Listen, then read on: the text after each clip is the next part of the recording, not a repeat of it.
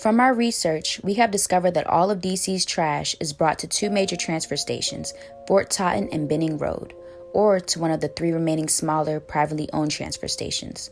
What all of these have in common is their location in Ward 5 of DC. The graph below shows the income level and minority percentage in the Washington, D.C. area.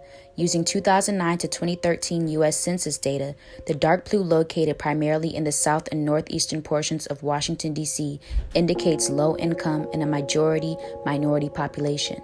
And the gray areas locates the high income, low minority levels, primarily located in the western portion of Washington, D.C. By comparing the two graphs, we can see the location of Ward 5 is primarily populated by low-income minority communities. In 2010, around the same time the data for this graph was used, DC was one of the most segregated cities in the entire country. The same thing applies for trash management. The western side of DC, which is populated by a high-income, low-minority population, has no designated solid waste disposal.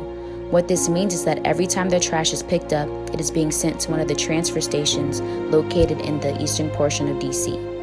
Interestingly enough, we found that in some neighborhoods of Ward 1 and 2, which is populated by a majority of white, high-income residents, has their trash picked up 2 times during the week.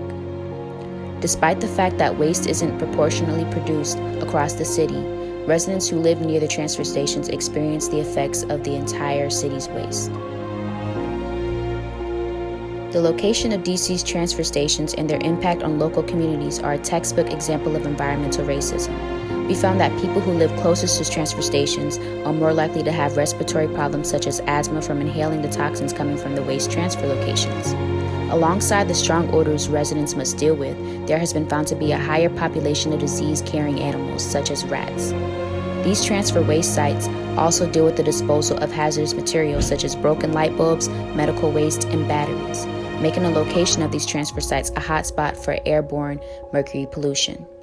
Research has shown that mercury poisoning has detrimental effects to the human body, which can result in muscle damage or memory loss. Exposure to these landfill toxins has also been found to cause 4-fold increases in bladder cancer and leukemia incidence in women.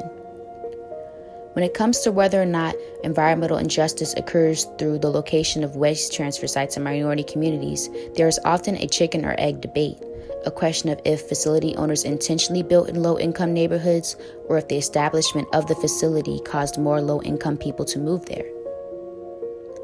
However, in 2016, the University of Michigan conducted a study on 319 waste disposal sites, which found that many of those sites had been built in neighborhoods that were already low income, and that any demographic changes that occurred after they were sited only continued this trend. The reasoning behind why waste disposal sites are located in low-income communities is likely due to racial discrimination in the housing market, as well as the lack of political power communities of color have when opposing the sites. On top of that, it is extremely hard to find explicit evidence of intentional racial discrimination. Any remaining environmental justice regulation in the U.S. is likely to be further dismantled in the near future. The Trump administration's proposed budget for the U.S. Environmental Protection Agency would gut the agency's environmental and justice work by 78%, and likely cut into the EPA's Civil Rights Office resources, which was set up to handle disparities in geographical distribution of pollution, such as this. Most of us regard trash as an out-of-sight, out-of-mind issue, and if we don't, the concern primarily revolves around mainstream environmentalism. This is a privilege that the neighboring communities of the waste disposal facilities do not have.